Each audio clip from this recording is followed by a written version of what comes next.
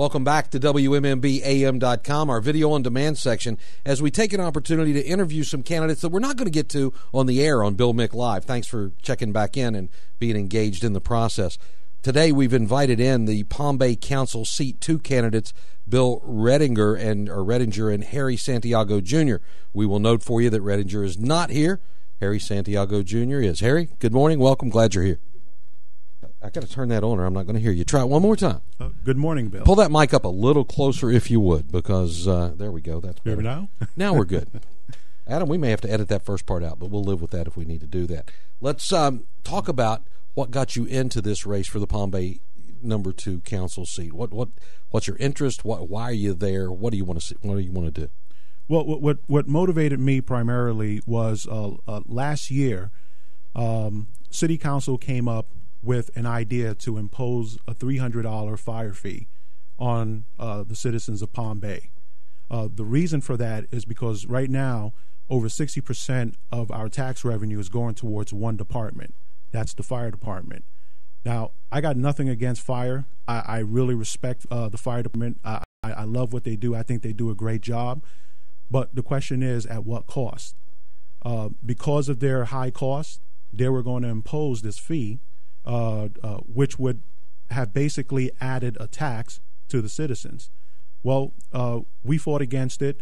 3 members of City Council decided to do a study, and halfway through the study, they realized it was a bad idea. So they dropped that. However, the problem didn't go away. And the reason why is because right now, the fire pensions are at 100%. Now, let me explain that. By 100%, what I mean is the average firefighter before they retire makes about $80,000 to $85,000 of their average salary. When they retire, they're going to make about $80,000 to $85,000 for the rest of their lives. That's not including other incentives that basically brings that up to about 105 to 107%. That's just simply unsustainable. If you Google cities going bankrupt, you will see that some cities around the nation have recently gone bankrupt. Cities like Vallejo, San Bernardino, in California. Stockton was the first one. Was one I of used them. to do radio there. Yeah. Central Falls, Rhode Island, Allentown, Pennsylvania. They all have one thing in common. They all went bankrupt. And they went bankrupt because of one thing: unsustainable pensions. Now, I don't believe they had 100% pensions. They might have had about 70, maybe 80% pensions. I have to look into that, but I don't think it was 100% pension. Us, we have 100% pensions. Mm-hmm. Palm Bay has 100% pensions. So if they went down the road of bankruptcy, at some point, we're inevitably going to go down the same road. I think it behooves us to get us off that road, get us back into the road of financial solvency, and move some of that money towards other endeavors that would benefit the entire city. All right, let me ask you then, what is your solution, or a solution you would like to see, realizing you're one vote on council? Mm-hmm. What ideas are you going to bring to the table when it comes to revamping these pensions and that reinvestment you're talking about in other areas? Well, Bill, just recently on September 20th, the fire union has approved by 3 votes on the council a 3-year contract. And that contract cost us $15,000 more than what they had. So they didn't help us save money, although other departments have. They basically added on extra costs, and they got the same deals, if not better. However, what I would propose is to look at every cost, zero-based budgeting for every department, look at every item, line by line, item by item, and see where we can cut costs. And I would start with the fire department, because like I said, over 60% of our tax revenue go towards that one department. So I would look at their operational costs. I would see where we can make some cuts, and then I would basically work on down the line. But it's like looking at your own personal expenses. If you're paying $200 for premium cable and $20 for a basic telephone, you're not going to cut basic telephone at $20 when you got a $200 premium cable problem. Maybe you can go down to basic cable and still keep your phone. So same. It's a matter of finding what's right for the city. Absolutely. Let's tell these folks who may not be familiar with you a little bit about you, your background, what you do in the real world, and any political experience you may have had.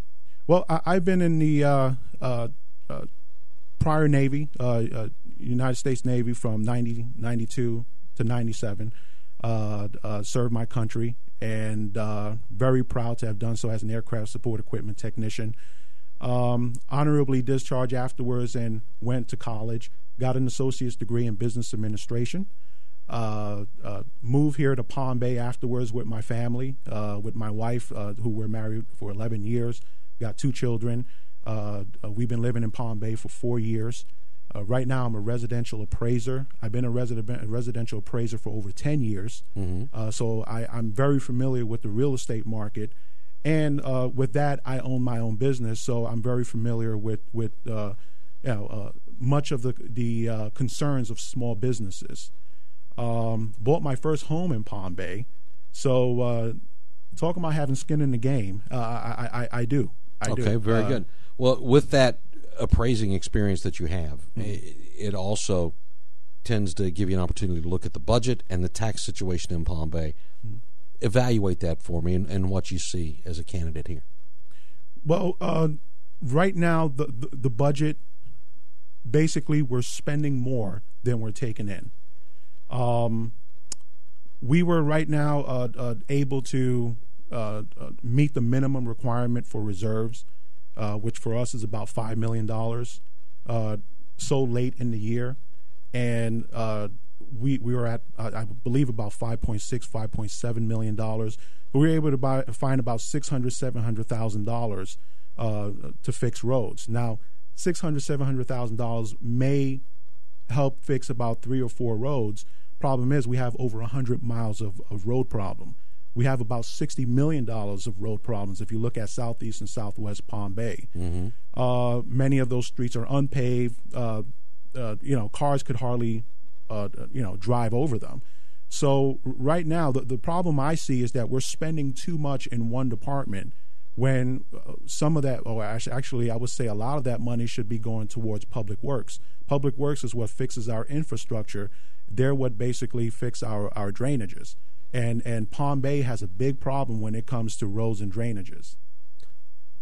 Popular in many Florida communities are community redevelopment agencies, the CRAs, that in a lot of cases allow councils to pass the buck when it comes to borrowing money for a city. And then the things they do with the money tends to be a little strange, if you ask me. Give me your views on CRAs and what the city should or shouldn't do. Well, I think the city should stay within its limit. A lot these CRAs, as I understand them, and I apologize, don't know too much about them except for the fact that we're basically, getting the municipality get these money and invest them into economic programs in their individual cities. To be honest with you, I just think if the city just stays within its own limit and spends money wisely, it won't have to require all this money coming in. I know they actually. Some people think they're popular, but I'd be honest with you, I don't think they've been too popular. Well, it's easy to find examples of where they've gone awry in all kinds of places in the state. Right. Very difficult to find places where they're done well and managed properly, and they're actually a good stewardship of taxpayer dollars.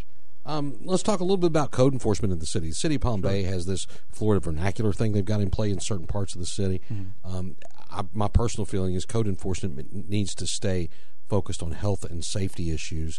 It has expanded well beyond that in most jurisdictions to purely aesthetic things. Give me your thoughts on code enforcement. And in Palm Bay, it's under the auspices of the police department now. Yeah, and I agree with you. I think code enforcement should stay within the limits of safety. And if it were up to me, I think code enforcement is something that's better done by the fire department, because the fire department are the ones that ensure safety for many of our buildings, especially places of businesses. So I think it should stay within the realm of safety. I don't think that it should, basically have the job of, picking designs or, determining what signs can be out there or not. So I agree 100%. We should stay in safety. And if it were up to me, again, I would put it under the fire department so that the fire department can basically, they'll know better as to, the exits that should be there, the other minutia of it that would make buildings safe. Okay, very good. For folks who may not have the opportunity to get to the various forums that you candidates have been participating in, lay out for this audience the difference between you and your opponent. Well, the difference is that, for one, my opponent back in July 21st, 2011, advocated for the fire fee. It was a very heated discussion. Many of our citizens came to that regular council meeting voicing our concerns. And for the most part, most of Palm Bay was in disagreement with it, yet my opponent was for it. Secondly, my opponent right now is receiving endorsements from the very same fire union that advocated for this fire fee and who received these 100% pensions. Now, my opponent, you hear him talk about fixing roads, which is fine. I want to fix roads too. The problem is, where's the money going to come from? And that's what he fails to address. Whereas I'm looking at the problem and I'm saying, hey, there's a solution. Let's go ahead and bring this under control and reallocate revenue towards those endeavors that we need to implement. And if you don't do that, eventually what's going to happen is we're right now, the city of Palm Bay right now is at 9 mills. We only have one more mill before we reach our state cap. After that, you need to go to referendum and get the citizens' approval to go above that. Well, the citizens aren't going to approve, going over the 10 mills. So there's no other choice but to either make cuts, make those tough decisions, or you're going to have to, basically find a new way to fund the fire department. And my opponent won't do that. He will not do that because he's endorsed by them. He's endorsed by other special interests that's attached to them, and I don't believe he's going to, make those decisions when that time comes. Interesting when you've seen other cities in the area that have been able to actually cut their millage rate as opposed to trying to take it higher. So that is interesting. Right. Harry Santiago, Jr., for those who may want to learn more about you, your campaign, is there an email address? Is there a website? Is there a phone number you want to let folks have? Yes, there is. My phone number is 321-557-3823. You can reach me also by email. That's voteharryjr@gmail.com.